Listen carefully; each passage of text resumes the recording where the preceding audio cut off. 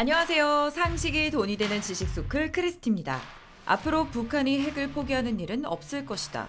김정은 북한 국무위원장은 6.25 전쟁 휴전 67주년을 맞아 핵 보유국의 위상을 대내외적으로 과시했습니다. 김 위원장은 우리의 믿음직하고 효과적인 지휘적 핵 억제력으로 이 땅에 더는 전쟁이라는 말은 없을 것이며 우리 국가의 안전과 미래는 영원히 굳건하게 담보될 것이라고 말하면서 북한이 핵을 포기하는 일은 없을 거라는 속내를 내비쳤습니다. 끝내 한반도 평화를 망치는 길로 가겠다고 결심한 거죠. 북한의 이번 발언은 향후 북미 협상에서 비핵화 협상은 아예 제외하고 미국과 동등한 핵 보유국이라는 지위로 대화를 하겠다는 뜻으로 보이는데요. 이건 재선 위기를 맞은 트럼프 대통령을 압박해 본인들의 경제 제재를 풀어보려는 속셈으로 보입니다. 북한은 지금 경제 제재뿐만 아니라 코로나의 직격탄까지 맞으며 제2의 고난의 행군이라고 불릴 정도로 심각한 경제난을 겪고 있는데요. 김정은 위원장은 주민들의 고통은 무시한 채 우리를 도발하는 데만 몰두하고 있습니다.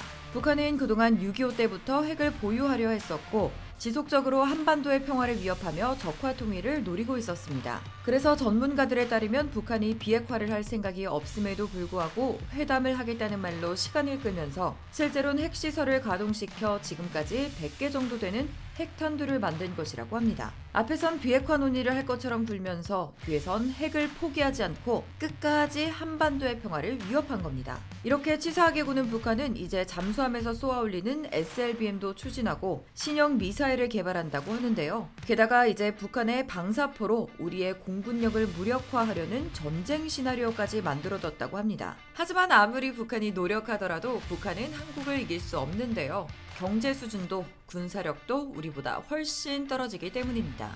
그런데 대체 북한은 무슨 자신감으로 경제력부터 군사력까지 모든 분야에서 월등히 강한 우리를 계속 도발하는 걸까요? 영상 시작 전 좋아요와 구독하기 부탁드립니다. 전 세계가 인정하는 가치 투자자 워렌 버핏이 인정한 바로 그 책, 오른쪽 버튼을 눌러보세요. 북한은 꾸준히 우리를 도발하고 있지만 대한민국은 끄떡없습니다. 2020년 한국의 국방비 지출 규모는 전 세계 9위고요. 군사력은 세계 6위일 정도로 군사 강국이기 때문입니다. 이렇게 한국의 군사력은 점점 더 강해지는 동안 북한의 군사력은 오히려 떨어졌는데요. 지난해보다 8단계나 하락한 25위에 그쳤습니다. 한국과 북한의 육해공 전력을 살펴보면요. 우리 육군은 장갑차만 14,000대가 넘고 견인포는 3,000문 넘게 갖고 있습니다. 최근엔 자체 개발한 천무 배치가 늘면서 다연장 로켓포도 575문이나 갖게 됐는데요. 우리 국방부에 따르면 북한의 장갑차 2,500대, 견인포는 1,000문 정도가 있다고 합니다. 북한이 장갑차나 다연장포는 우리보다 많이 갖고 있지만 무게 능력과 화력, 정확도는 우리보다 훨씬 뒤떨어지죠. 게다가 한국은 북한이 도발하면 바로 북한을 타격할 수 있는 공격용 미사일을 북한보다 많이 갖고 있습니다. 그리고 북한판 이스칸데르급 미사일을 충분히 요격할 수 있는 패트리엇과 같은 방어용 무기도 실전 배치해 북한을 압살할 수 있는 상황이죠. 북한의 해군력도 우리에 비해 초라합니다. 우리 해군은 총 234척의 각종 군함을 갖고 있고 세종대왕급 이지삼 3척을 포함한 최신 함정과 잠수함을 도입해 해군력이 점점 강해지고 있는데요. 북한은 총 984척의 함정을 갖고 있긴 하지만 우리나라처럼 구축함은 없고 호위함과 초계함이 조금 있을 뿐입니다. 그나마 잠수함이 세계에서 가장 많은 수인 83척이 있다고 하네요. 북한과 우리의 가장 큰 전력차는 공군에서 나타납니다.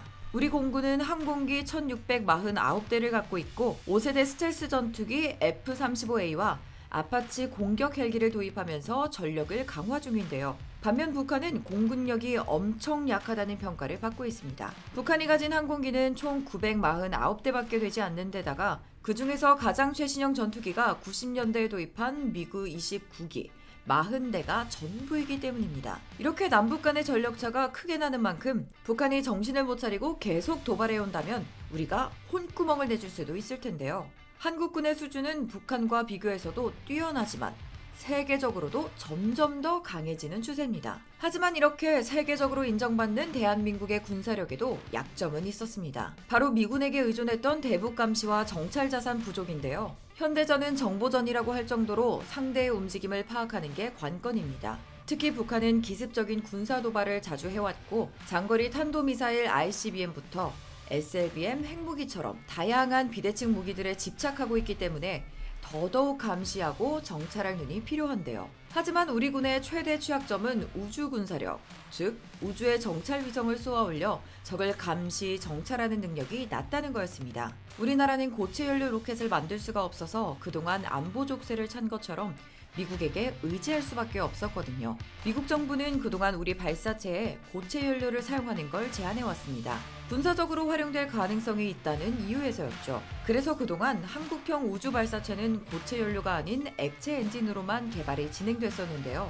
액체 엔진을 사용하면 일간 로켓의 무게와 크기가 늘고 펌프를 이용해 연료를 연소실로 보내기 때문에 연료 탱크와 펌프를 별도로 개발해야 하는 문제가 있습니다. 또 장시간 액체 연료를 보관할 경우 연료 탱크에 부식이 일어나기 때문에 발사 직전에 연료를 주입해야 하고 고체 연료보다 가격이 높다는 점도 단점으로 지적됐죠. 하지만 우리도 이제 고체 연료를 사용할 수 있게 됐습니다.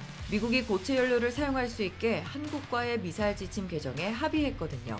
한국은 이제 민간 상업용 로켓 연구와 개발, 그리고 우주 탐사를 위한 발사체 및 인공위성 개발이 한층 활발해질 거고요. 또 군정보 감시와 정찰 능력까지 비약적으로 발전할 수 있게 될 겁니다. 특히 고체 연료 발사체를 활용해 500km에서 2000km까지의 저궤도 군사정찰 위성이 생기면 한반도 상공을 24시간 감시하는 일명 Unblinking Eye, 깜빡이지 않는 눈을 구현할 수 있게 되죠. 게다가 계획대로 2020년 중후반까지 우리가 자체 개발한 고체 연료 발사체를 이용해 저궤도 군 정찰 위성을 많이 발사하면 북한은 자신들의 군사 동향을 고스란히 노출할 수밖에 없어서 우리 군의 거의 유일한 약점이었던 정보 감시 정찰 능력까지 향상될 수 있습니다. 사실 미국이 우리에게 고체 연료 사용을 허가한 건 중국을 견제하기 위해 한국의 미사일 개발 능력 향상이 필요했기 때문인데요. 우리가 이렇게 본격적인 미사일 개발에 돌입하면서 한미 동맹은 더 끈끈해지게 됐습니다. 사실 그동안 한국은 자체적으로 나라가 정확한 타격을 하는 순항 미사일에서는 전 세계 탑5 안에 드는 미사일 강국이었습니다. 대신 발사체, 그러니까 로켓을 이용해 나라가 엄청난 위력으로 압살하는 탄도미사일 개발에는 좀 약했던 게 사실이죠. 하지만 이젠 다릅니다. 나로호 2단의 킥모터에 국산 고체 로켓을 사용했던 경험이 있고요. 또 우리 군은 세계 최고 수준의 탄두 중량 탄도미사일인 현무4까지 갖고 있으니까요. 게다가 전문가들은 이제 우리 대한민국이 전술핵급으로 평가받는 현무4보다 더 강한 미사일을 개발하고 확보할 수 있는 기회가 열렸다고 평가하고 있죠. 국방과학연구소는 이제 고체 연료 로켓 분야에서 상당 수준의 기술을 축적해왔습니다. 이제 우린 더 센 미사일을 개발할 수 있고 더 나아가 고체 ICBM 개발까지도 할 수 있게 된 거죠. 게다가 지금은 미국의 해고산을 대체할 미사일인 공중발사 순항미사일과 극초음속 유도탄까지 개발 예정에 있고요. 또 한국의 뛰어난 잠수함으로 운용할 SLBM까지도 더 업그레이드될 예정입니다. 그리고 한국은 얼마 전 아나시스 2호를 발사하면서 세계에서 10번째로 군사위성을 보유한 나라가 됐는데요. 게다가 우리 정부는 한국의 첫 번째 군사통신위성인 아나시스 2호에 이어서 저궤도 군사정찰 위성까지 다수 확보할 계획도 수립했습니다. 정찰위성 사업에 사업비 1조 2214억 원을 투입해 영상레이더, 전자광학, 적외선 위성 등 5기를 확보할 예정인데요. 이제 한국은 글로벌 호크와 같은 ISR 자산뿐만 아니라 한국형 공중조기 경보 통제기 100두, 금강정찰기 등 독자적으로 감시 및 정찰 능력을 구축할 수 있는 기반이 마련된 겁니다. 최근엔 스텔스 무인기까지 우리 손으로 개발된 만큼 그동안 우리 군에 부족했던 감시와 정찰 능력은 앞으로 더 확대될 예정입니다. 어떠한 안보 위협도 막아내고 억제할 수 있는 충분한 국방 능력을 갖췄다. 큰 자부심을 느낀다. 한국은 이제 더 강력하고 정확한 미사일 방어 체계를 갖췄습니다. 북한의 탄도미사일을 중간 높이에서 파괴하는 미사일 성능도 개량 중이고요. 잠수함 발사 탄도미사일을 장착한 신형 잠수함 사업도 추진 중입니다. 또 신형 잠수함과 스텔스기를 탑재할 수 있는 경항모급 상륙함도 제작하고 있고 군사위성을 비롯한 최첨단 방위체계까지 갖추고 있습니다. 게다가 군사 선진국들만 보유한 항공모함도 보유할 예정이고 순수 국내 기술로 제작하는 한국형 이지스함인 KDDX 구축함도 제작할 예정입니다. 또 아직 많은 나라들이 갖지 못한 A사 레이더까지 장착한 한국형 KF-X와 한국형 공격 헬기인 LAH를 통해 항공 선진국으로 도약하게 될 겁니다. 한국은 앞으로도 국방 분야에 지속적으로 투자를 통해 최첨단 전략 무기까지 개발할 계획인데요. 어떤 안보 위협도 막아낼 능력을 갖추기 위해서입니다. 이미 한국은 국방과학연구소와 국내 방산기업들이 협업해 무기체계의 초고속 네트워크, 인공지능, 빅데이터, 가상현실 등 4차 산업혁명 기술을 적용해 비교 우위를 점하겠다는 전략을 갖고 미래 전장을 준비하고 있습니다.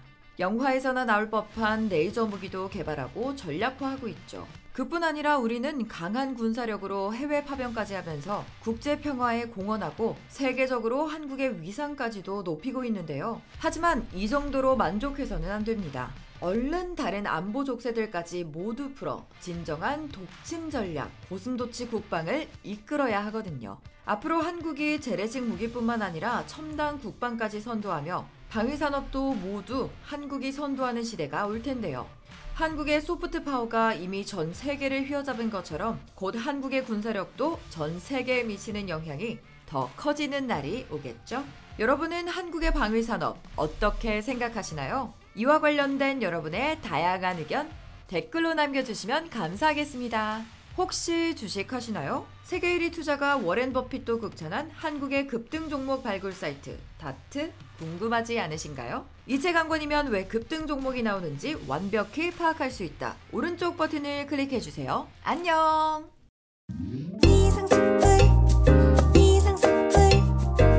주식을 모르면 이상스쿨. 주식 모르니? 이상스쿨.